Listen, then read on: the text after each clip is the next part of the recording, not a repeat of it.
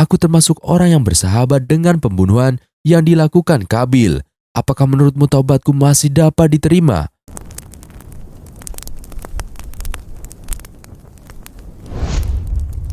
Assalamualaikum warahmatullahi wabarakatuh. Sahabat beriman yang dirahmati Allah Subhanahu wa taala.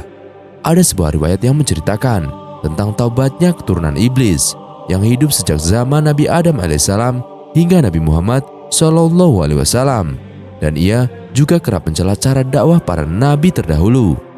Kisah ini berasal dari riwayat Abu Nuaim dan Al-Baihaqi dari Sayyidina Umar bin Khattab radhiyallahu an, sebagaimana dikutip dari buku Berbuat Dosa Tapi Masuk Surga karya Muhammad Akram. Sayyidina Umar bin Khattab radhiyallahu an mengatakan, ketika kami sedang duduk bersama Rasulullah di suatu tempat di Gunung Tihamah, tiba-tiba muncul seorang lelaki tua sambil memegang tongkat. Dia kemudian mengucapkan salam kepada Rasulullah Shallallahu Alaihi Wasallam. Kemudian Rasulullah pun bertanya, "Siapakah engkau?" Dia menjawab, "Aku Hama bin Hasim bin Luqais bin Iblis." Setelah mendengarkan namanya, kemudian Rasulullah Shallallahu Alaihi Wasallam bertanya lagi, "Engkau dan iblis berjarak hanya 2 keturunan. Berapa lama waktu yang engkau lalui antara 2 jarak itu?" Hama menjawab, "Ya Rasulullah, usia dunia ini hampir punah, kecuali tinggal sedikit lagi saja. Pada malam ketika Qabil membunuh Habil, aku masih kanak-kanak. Meskipun demikian, aku sudah diperbolehkan merusak makanan dan memutuskan hubungan perkawinan." Kemudian Rasulullah SAW bersabda, "Alangkah buruknya perbuatan orang tua yang dikutuk dan anak muda yang diajarinya." Kemudian Hamah pun berkata, "Ya Rasulullah, janganlah engkau sebutkan hal itu lagi, karena sesungguhnya aku sudah bertaubat kepada Allah Subhanahu wa taala." Hamah melanjutkan, "Ya Rasulullah, aku pernah bersama Nabi Nuh alaihissalam di masjidnya dan bersama beberapa orang yang beriman dari kaumnya, dan aku juga mencela cara beliau menyampaikan dakwah kepada kaumnya, sehingga dia pun menangis dan aku juga turut menangis. Aku juga termasuk orang yang menyesal atas perbuatan itu, dan aku berlindung kepada Allah Subhanahu wa taala agar tidak termasuk orang-orang yang jahil. Ya Rasulullah, aku juga mengatakan kepada Nabi Nuh alaihissalam, 'Wahai Nuh, aku termasuk orang yang bersahabat dengan pembunuhan yang dilakukan Qabil, yang menumpahkan darah orang yang berbahagia dan mati syahid dari anak Adam. Apakah menurutmu taubatku masih dapat diterima?' Kemudian Nabi Nuh alaihissalam menjawab, 'Wahai Hamah, berhasratlah terhadap kebaikan dan lakukanlah kebaikan sebelum muncul penyesalan dan kerugian. Sesungguhnya aku telah membaca apa yang diturunkan Allah Subhanahu wa taala kepadaku, dan tidak ada seorang hamba pun yang bertaubat kepada Allah Subhanahu wa taala, melainkan Allah Subhanahu wa taala akan menerima taubatnya. Oleh karena itu, ambillah air wudhu dan bersujudlah 2 kali. Hamah pun langsung melaksanakan apa yang telah diperintahkan kepadanya. Ketika ia bersujud, Nabi Nuh alaihissalam menyeru kepadanya, 'Angkatlah kepalamu, karena sesungguhnya tobat bagimu sudah turun dari langit.' Namun Hamah tetap senantiasa dalam keadaan sujud kepada Allah Subhanahu wa taala.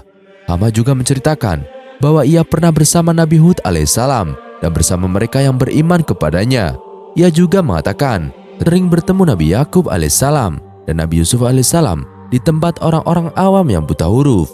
Selain itu, ia bertemu Nabi Ilyas alaihissalam di lembah. Ia juga bertemu Nabi Musa alaihissalam dan Nabi Musa alaihissalam mengajarkan Taurat kepadanya. Ketika bertemu Nabi Musa alaihissalam, Nabi Musa berpesan kepada Hamah, 'Jika engkau sempat bertemu Nabi Isa alaihissalam, putra Maryam, sampaikan salamku kepadanya.' Kemudian ketika ia bertemu Nabi Isa alaihissalam, ia pun menyampaikan salam Nabi Musa alaihissalam. Kemudian Nabi Isa alaihissalam berpesan kepada Hamah, 'Jika engkau bertemu Nabi Muhammad SAW, sampaikanlah salamku kepadanya.' Setelah mendengar perkataan Hamah yang bertemu dengan para nabi terdahulu dan pesan ucapan salam dari Nabi Isa alaihissalam yang disampaikan Hamah, Rasulullah SAW kemudian memandang ke arah yang jauh. Kemudian Rasulullah menangis dan berkata, 'Salam atas Nabi Isa alaihissalam selagi dunia masih ada, dan salam atasmu wahai Hamah di atas amanah yang telah engkau sampaikan kepadaku.' Kemudian Hamah pun mengatakan, 'Wahai Rasulullah, lakukanlah sebagaimana yang pernah dilakukan oleh Nabi Musa alaihissalam kepadaku, yakni beliau mengajarkan aku kitab Taurat.' Kemudian Rasulullah SAW pun membacakan kepadanya surat Al-Waqi'ah, Al-Mursalat, An-Naba, At-Takwir, Al-Ikhlas, Al-Falak, dan surat An-Nas. Sayyidina Umar bin Khattab radhiyallahu an berkata bahwa ia tidak tahu apakah hama keturunan iblis yang bertobat itu masih hidup atau sudah meninggal dunia. Karena ketika ucapan terakhir dari Rasulullah kepada hama adalah menanyakan apa yang ia butuhkan setelah itu, Rasulullah SAW tidak berbicara apa-apa lagi sampai mereka berpisah. Kisah ini menyampaikan kepada kita bahwa para nabi dan rasul memiliki tugas yang sama, yaitu menyampaikan risalah dari Allah Subhanahu wa taala dan mengajak umat manusia agar hanya menyembah kepada Allah Subhanahu wa taala. Selain itu, kisah ini juga menyampaikan kepada kita bahwa para nabi dan rasul juga memiliki satu mukjizat yang sama, yaitu mereka mengetahui siapa yang akan menjadi nabi setelah masa kenabian mereka, yakni ketika Nabi Musa alaihissalam menyampaikan salam kepada Nabi Isa alaihissalam dan Nabi Isa alaihissalam menyampaikan salam kepada Rasulullah SAW melalui hama keturunan iblis yang telah bertaubat. Manusia merupakan makhluk ciptaan Allah Subhanahu wa taala yang beranak pinak. Namun makhluk ciptaan Allah Subhanahu wa taala lainnya, yakni iblis, ternyata juga beranak pinak. Allah Subhanahu wa taala telah menggambarkan iblis memiliki keturunan seperti halnya manusia. Allah Subhanahu wa taala berfirman, "Dan ingatlah ketika kami berfirman kepada para malaikat, sujudlah kamu kepada Adam, maka mereka pun sujud kecuali iblis. Dia adalah dari golongan jin, maka dia mendurhakai perintah Tuhannya. Pantaskah kamu menjadikan dia dan keturunannya sebagai pemimpin selain aku, padahal mereka adalah musuhmu?" Quran Surat Al-Kahfi ayat 50. Iblis sama halnya dengan manusia. Mereka juga membutuhkan asupan makanan dan minuman, sedangkan malaikat tidak berkembang biak, tidak makan, dan tidak minum. Hal ini membuktikan bahwa iblis merupakan golongan jin, bukan golongan malaikat. Walaupun dahulu sebelum dilaknat oleh Allah Subhanahu wa taala dan masih menyandang gelar sebagai imam para malaikat yang bernama Azazil, namun pada dasarnya iblis adalah golongan dari bangsa jin yang diciptakan dari api, sedangkan para malaikat diciptakan dari cahaya. Hal ini sesuai dengan sabda Rasulullah SAW dari Sayyidatina Aisyah radhiyallahu anha. Ia berkata, Rasulullah SAW bersabda, malaikat diciptakan dari cahaya, jin diciptakan dari nyala api, dan Adam diciptakan dari apa yang telah diterangkan kepada kalian. Hadis riwayat Muslim. Di dalam kitab Sabah Al-Kutub Al-Mufidah disusun oleh Al-Sayyid Alama Alwi bin Ahmad bin Abdurrahman As-Sagaf Al-Maki, dikatakan bahwa bangsa jin makan, minum, menikah, dan melahirkan. Perbandingan ketika beranak 9:1. Abdullah bin Umar berkata, sesungguhnya Allah membagi manusia dan jin itu ke dalam 10 bagian. 9 bagian adalah jin dan 1 bagian adalah manusia. Tidak seorang pun manusia yang melahirkan seorang anak kecuali jin melahirkan 9 anak. Hadis riwayat Ibnu Abdil Bar, Ibnu Jarir, Al-Hakim, dan Ibnu Abi Hatim. Jika melihat perbandingannya, tentu jumlah jin lebih banyak daripada manusia. Dan dalam penjelasan lain juga dijelaskan bahwa iblis atau jin berkembang biak dengan cara berbeda. Walaupun keduanya termasuk dalam golongan bangsa jin yang diciptakan dari api, iblis menghasilkan keturunannya dengan cara bertelur. Hal ini sesuai dengan perkataan Ibnu Abbas radhiyallahu anhu. Ketika iblis diturunkan ke bumi, dia menikah dengan dirinya sendiri dan membuahkan telur yang terpisah. Di setiap sudut bumi diberikan 1 telur. Jadi semua setan yang ada di bumi ini adalah dari telur-telur tersebut. Penjelasan terperinci mengenai cara iblis bertelur terdapat dalam kitab Al-Jami'il Ahkam, tafsir Imam Al-Qurtubi yang mengatakan, sesungguhnya iblis memasukkan farjinya ke farji dirinya sendiri, kemudian mengeluarkan 5 telur. Ini adalah asal mula keturunan iblis. Dikatakan bahwa sesungguhnya Allah Subhanahu wa taala menciptakan zakar pada paha kanannya iblis dan farji pada paha kirinya, dan iblis menikahkan paha kanan dengan paha kirinya. Maka keluarlah setiap hari 10 telur, dan dari setiap telur keluar 70 setan laki-laki dan setan perempuan. Lalu di manakah iblis dan keturunannya berada? Untuk menampung keturunannya, iblis memilih lautan untuk menjadi istananya. Iblis memilih lautan karena wilayah lautan yang luas. Pembuktian lautan sebagai istana iblis terdapat dalam kitab Al-Bidayah wa Nihayah karya Ibnu Katsir. Beliau menjelaskan bahwa iblis memiliki banyak tentara dan memilih lautan sebagai istananya. singgasana iblis yang berada di tengah lautan pun telah Rasulullah SAW abadikan dalam hadis. Rasulullah SAW pun bersabda kepada Ibnu Sayyad, "Apakah yang kamu lihat?" "Saya melihat singgasana di atas lautan yang dikelilingi oleh beberapa ular," jawab Ibnu Sayyad. Kemudian Rasulullah SAW bersabda, "Dia telah melihat singgasana iblis." Hadis riwayat Ahmad. Itulah sebuah kisah tentang taubatnya salah satu keturunan iblis dan juga cara iblis untuk memiliki keturunan.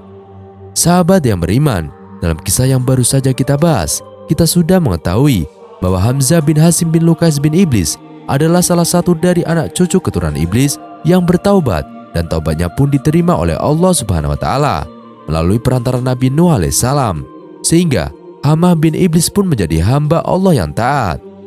Hamzah bin Iblis banyak menimba ilmu agama yang langsung didapatkannya dari para nabi terdahulu.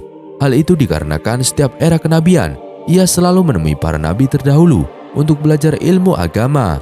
Bahkan Hamzah bin Iblis pun belajar kitab Taurat langsung dari Nabi Musa alaihissalam dan belajar tentang Al-Quran langsung dari Nabi Muhammad SAW.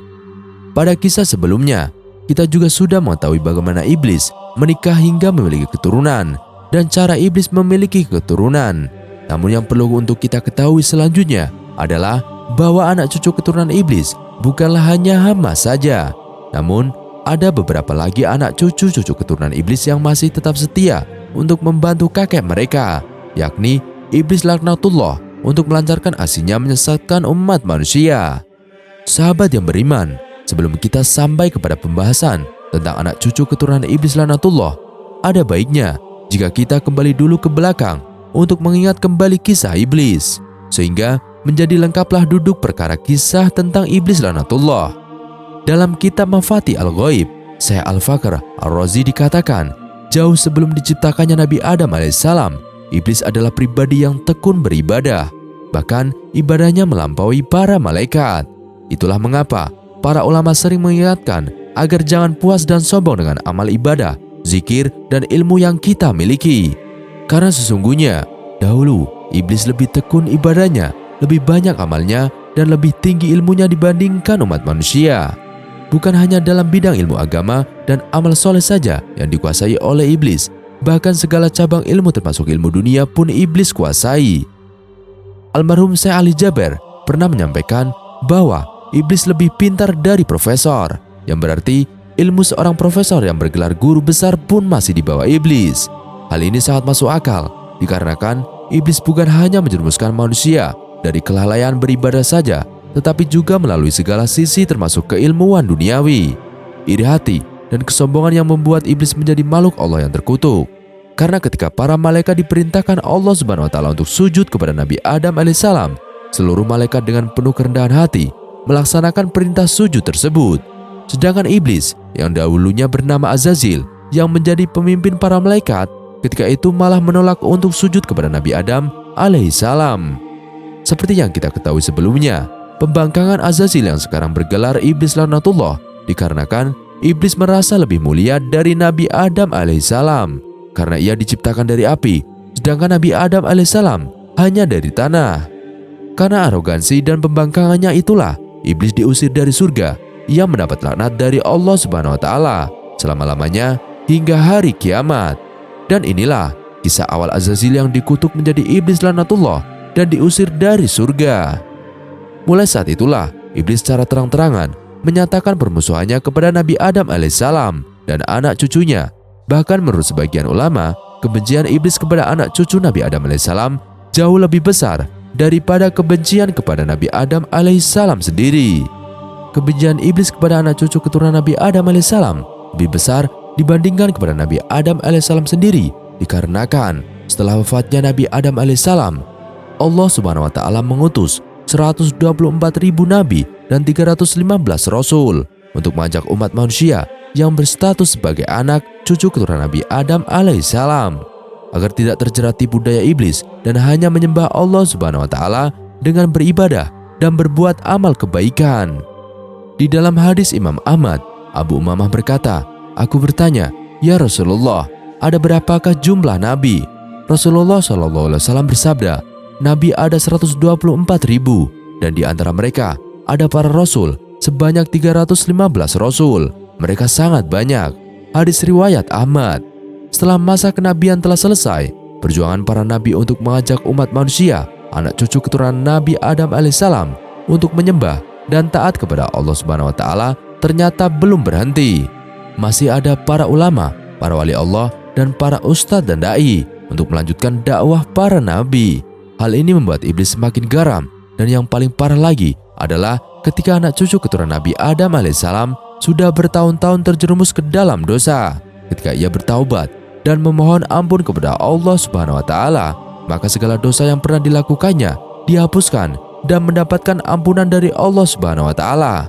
Sehingga sia-sialah usahanya selama ini menjerumuskan keturunan Nabi Adam alaihissalam ke dalam dosa dan maksiat. Inilah alasan mengapa iblis lebih benci kepada anak cucu Nabi Adam alaihissalam daripada kepada Nabi Adam alaihissalam sendiri. Hama bin Iblis adalah salah satu keturunan iblis yang berkhianat kepada kakeknya dan memutuskan untuk kembali menjadi hamba Allah yang taat setelah mendapatkan ilmu dan nasihat dari para nabi terdahulu hingga Nabi Muhammad SAW. Namun, seorang pakar tafsir terkemuka, Imam Mujahid, sebagaimana dikutip Syekh Abdul Raif Al-Munawi, menyebutkan bahwa iblis memiliki keturunan dan prajurit yang terstruktur, dan mereka bekerja sesuai dengan tugas yang diberikan kepada mereka. Inilah anak cucu keturunan iblis yang setia kepada kakek mereka, bukan seperti Hamzah bin Iblis yang berkhianat. Keturunan iblis yang setia itu adalah pertama, Al-Shabru bin Iblis. Ia memiliki tugas yang berurusan dengan segala bentuk cobaan yang menimpa manusia. Setiap kali manusia mendapatkan cobaan, Al-Shabru akan membuatnya tidak sabar menerimanya. Segala ekspresi berlebihan kalau mengalami musibah seperti menangis histeris, depresi, mengamuk, dan tradisi jahiliyah lainnya sangat berhubungan dengan pengaruh Al-Shabru bin Iblis. Yang kedua, Al-A'war bin Iblis. Ia bertugas di bidang tindak asusila. Cucu iblis inilah yang mengajak manusia melakukan hubungan seks bebas dengan lawan jenis. Al-A'war mampu memberikan hasrat yang tinggi di bagian kemaluan pria dan wanita untuk menumbuhkan gairah melakukan hubungan terlarang. Yang ketiga, Al-Saud bin Iblis. Inilah mungkin cucu iblis yang paling berhasil di bidangnya. Cucu iblis yang satu ini bekerja di bagian pemberitaan. Ia berperan meracuni sebuah berita dengan penuh kedustaan. Marahnya, penyebaran isu-isu yang tidak jelas dasar kebenarannya merupakan andil besar dari cucu iblis yang satu ini. Keempat, Al-Dazim bin Iblis.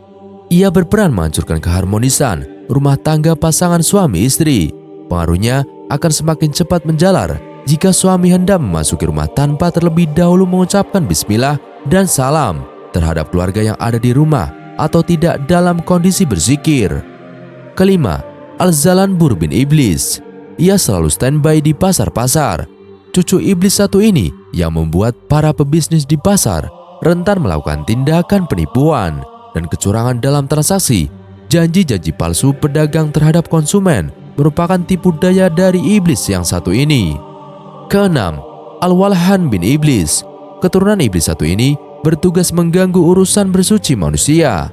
Setiap manusia dibuatnya selalu ragu dan was-was saat berwudu, mandi, atau aktivitas toharoh lainnya. Al-Walhan juga mempengaruhi manusia untuk menggunakan air secara berlebihan. Ketujuh, Al-Kanzab bin Iblis. Keturunan iblis yang satu ini secara khusus mengganggu ibadah sholatnya manusia. Anak cucu Nabi Adam alaihissalam dibuatnya malas sholat, melanggar etika sholat, melakukan hal-hal yang dapat membatalkan sholat hingga tidak khusyuk saat sholat. Nama anak cucu keturunan iblis beserta tugas mereka ini tertulis dalam kitab Faid Al-Qadir karya Syekh Abdul Rauf Al-Manawi. Lantas, sebelum bertobat dan bertemu dengan Nabi Nuh alaihissalam dan para nabi lainnya, apakah tugas dari Hama bin Iblis? Hama pernah mengatakan langsung kepada Rasulullah SAW bahwa pada malam ketika Kabil membunuh Habil, Hama masih anak-anak. Meskipun demikian, dia sudah diperbolehkan merusak makanan dan memutuskan hubungan perkawinan.